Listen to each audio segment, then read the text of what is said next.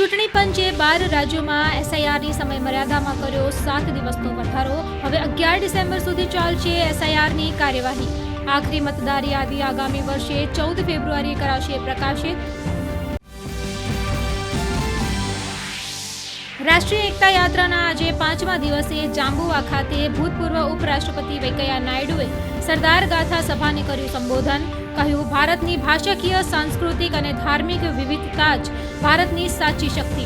તો નવલખી મેદાનથી બાબરિયા કોલેજ સુધીની પદયાત્રામાં કેન્દ્રીય મંત્રી અન્નપૂર્ણા દેવી અને કેન્દ્રીય રાજ્યમંત્રી સંજય શેઠ જોડાયા. ગુજરાત પોલીસ ભરતી બોર્ડ દ્વારા પીએસઆઈ અને એલઆરડીમાં નવી ભરતી કરાઈ જાહેર.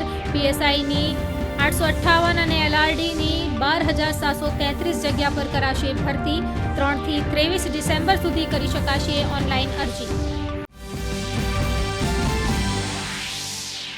સંસદના શિયાળુ સત્ર અગાઉ મળેલી સર્વદળીય બેઠકમાં વિપક્ષે એસઆઈઆર સહિત ઘણા મહત્વના મુદ્દા ઉઠાવ્યા. સરકારે સંસદના સુચારુ સંચાલન માટે તમામ પક્ષોનો સહયોગ મળવાની વ્યક્ત કરી આશા.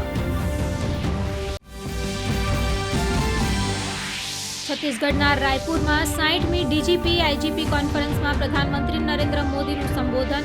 પોલીસિંગના આધુનિકીકરણ અને પુનઃરચના પર મૂક્યો ભાર. પ્રતિબંધિત સંગઠનોના નિયમિત નિરીક્ષણ માટે વ્યવસ્થા ઊભી કરવાની ગણાવી જરૂરિયાત.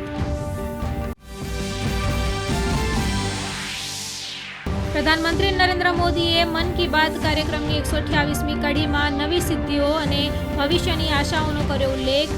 સૌથી મોટા લીપ એન્જિન MRO ફેસિલિટી શરૂ થતા અને INS માહે ભારતીય નૌકાદળમાં સામેલ થયાનો કર્યો ઉલ્લેખ. પીએમ મોદીએ ફરી યાદ અપાવ્યો વોકલ ફોર લોકલનો મંત્ર. પીએમ મોદીએ કહ્યું, ભારતીય સંસ્કૃતિમાં શાંતિ અને કરુણા સર્વોપરી. બીજા વિશ્વયુદ્ધ દરમિયાન ગુજરાતના નવાનગરના જામ સાહેબ મહારાજ દિગ્વિજયસિંહજીના કાર્યોને ગણાવ્યા પ્રેરણારૂપ. તેમણે પોલેન્ડના યહૂદી બાળકોને ગુજરાતમાં શરણ આપી નવજીવન આપ્યું.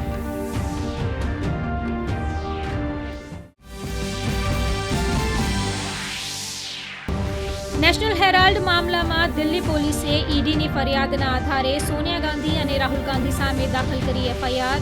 ભાજપાએ કર્યો પ્રહાર. રવિશંકર પ્રસાદે કહ્યું, સત્તા પર રહીને સોનિયા રાહુલે કર્યો ભ્રષ્ટાચાર. તમિલનાડુ પુડુચેરી દરિયા કિનારા નજીક વધુ તેજ બન્યું ચક્રવાત દિત્વા. 3 લોકોનું મોત. તિરુવલ્લુર અને રાનીપેટ માટે રેડ એલર્ટ જાહેર. શ્રીલંકામાં ચક્રવાતે વેર્યો ભારે વિનાશ. 190થી વધુ લોકોનું મોત. ઓપરેશન સાગરબંધુ દ્વારા ભારત કરી રહ્યું છે મદદ.